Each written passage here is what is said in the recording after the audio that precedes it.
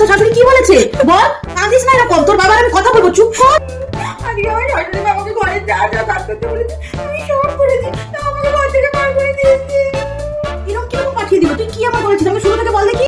আমাকে আজকে শাশুড়ি বললো যে আমি রান্নাঘরে দুধ বসিয়েছি, দুধটা দেখো যেন বাইরে চলে না যায়। আমি তো ওই জন্য রান্নাঘরে দরজাটা বন্ধ করে ভালো করে তালা লাগিয়ে দিয়েছি।